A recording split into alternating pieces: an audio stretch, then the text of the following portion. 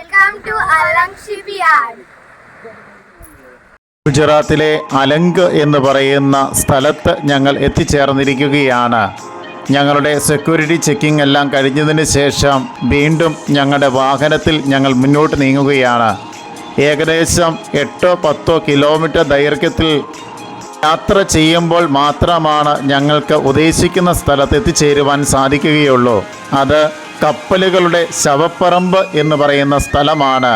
അതായത് കപ്പൽ നിർമ്മാണശാലയല്ല, കപ്പൽ പൊളിക്കുന്ന ശാലയാണ്.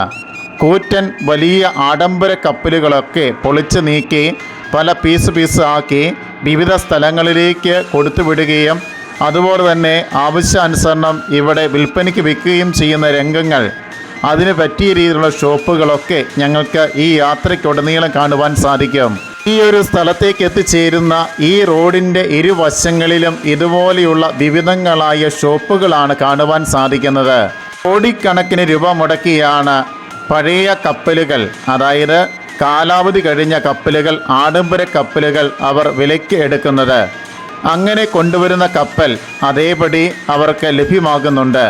അതായത് അതിലെ സാധന സാമഗ്രികളൊന്നും ഉടമസ്ഥർ എടുത്തു മാറ്റാറില്ല. അത് അതേപടി കൊടുക്കുന്ന രീതിയാണ് സ്വീകരിക്കുന്നത്. അതുതന്നെ കോടിക്കണക്കിന് രൂപയുടെ വകുപ്പുകളുണ്ടാവും.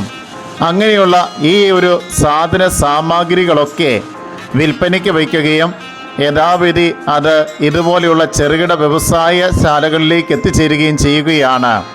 ഇതിലെ കടന്നു പോകുന്ന സന്ദർശകരൊക്കെ ഇതുപോലെയുള്ള ചെറിയ ഷോപ്പുകളിൽ ചെന്ന് അവർക്ക് ആവശ്യമായ കാര്യങ്ങളൊക്കെ വാങ്ങിക്കുന്ന രീതിയും കാര്യങ്ങളുമൊക്കെ ഉണ്ട്.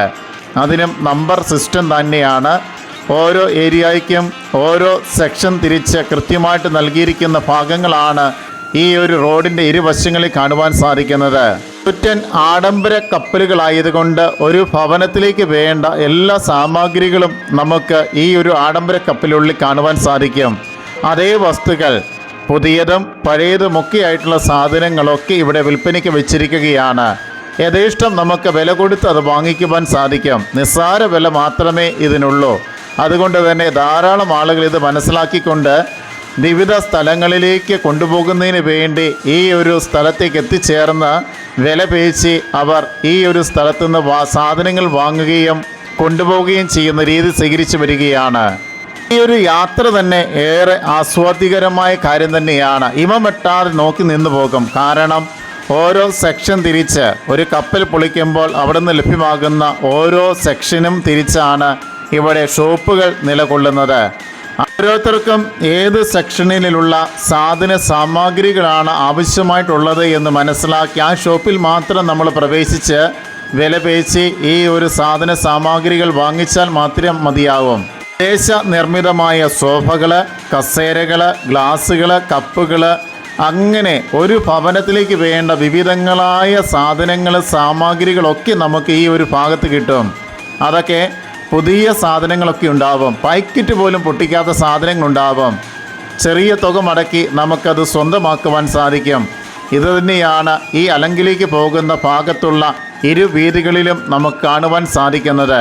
ഈ ഒരു യാത്ര തന്നെ ഏറെ ആസ്വാദ്യകരമായിട്ട് മാറുന്നത് ഈ ഒരു കാഴ്ചകൾ ഉള്ളതുകൊണ്ട് തന്നെയാണ്.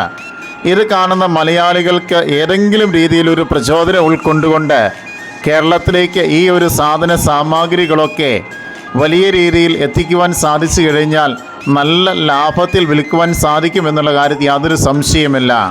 ഒരുപക്ഷെ ഈ ഒരു വീഡിയോ ഏതെങ്കിലും ഒരു മലയാളി കാണുകയാണെങ്കിൽ ഈ ഒരു പ്രചോദനം കടന്നു വരുവാൻ ഉദ്ദേശിച്ചുകൊണ്ട് തന്നെയാണ് ഈ ഒരു ആശയം ഈ ഒരു വീഡിയോയിൽ ഞാൻ പങ്കുവയ്ക്കുന്നത്.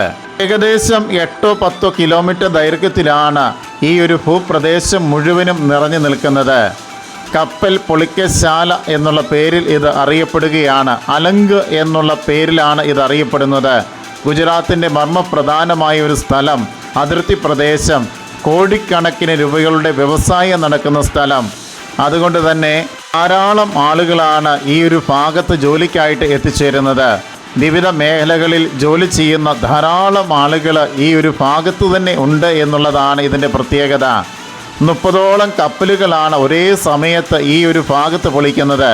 അതുകൊണ്ട് തന്നെ 30 ആഡംബര കപ്പലുകളിൽ നിന്നുള്ള സാധന സാമഗ്രികൾ എത്ര ഹ്യൂജ് എമൗണ്ട് വരും എന്നുള്ള കാര്യം മാത്രം നാം ചിന്തിച്ചാൽ മതിയാവും. ഈ ഒരു കപ്പലുകൾ കരയിലേക്ക് അടുപ്പിച്ചു കഴിഞ്ഞാൽ എത്രയും വേഗത്തിൽ ഈ കപ്പലുകൾ പൊളിക്കുക എന്നുള്ളതാണ്. അതിന് വിദഗ്ധരായ വൈദഗ്ധ്യമാർന്ന ധാരാളം ജോലിക്കാരാണ് ഈ ഒരു ഭാഗത്ത് നിലകൊള്ളുന്നത്. എത്ര വലിയ സംരംഭമാണ് ഈ ഒരു ഭാഗത്ത് നിലകൊള്ളുന്നത്. സാധാരണക്കാരെ സംബന്ധിച്ചിടത്തോളം വലിയ അതിശയത്തോടു കൂടി മാത്രമാണ് ഈ ഒരു പ്രദേശത്ത്, ഈ ഒരു ഗ്രാമത്തെ നോക്കിക്കാണുവാൻ സാധിക്കുകയുള്ളൂ. ഞങ്ങൾ എത്തിച്ചേർന്ന ഈ ഒരു ദിവസം ദീപാവലിയുടെ അവധിയായതുകൊണ്ട് ഈ ഒരു ഭാഗത്ത് എല്ലാ ഷോപ്പുകളും അടഞ്ഞു കിടക്കുന്നതാണ് കാണുവാൻ സാധിക്കുന്നത്. അതുകൊണ്ട് തന്നെ വ്യവസായശാലകളൊക്കെ, പ്രത്യേകിച്ച് അലങ്ക കപ്പൽ പൊളിക്കശാലകളൊക്കെ അന്ന് പ്രവർത്തിക്കുന്നും ഉണ്ടായിരുന്നില്ല. കാരണം ദീപാവലിയുടെ അവധിക്കായിട്ട് തൊഴിലാളികൾ അവരവരുടെ വീടുകളിലേക്ക് മടങ്ങി എന്നുള്ള കാര്യമാണ് ഞങ്ങൾക്കറിയുവാൻ സാധിച്ചത്. മിനിമം തൊഴിലാളികളെ വെച്ചുകൊണ്ട് മാത്രമാണ് ഓരോ ഫ്ലോട്ടുകളും അവർ കൈകാര്യം ചെയ്തുകൊണ്ടിരിക്കുന്നത്. ആയാലും കാണേണ്ട ഒരു കാഴ്ച തന്നെയാണ് ഇത്.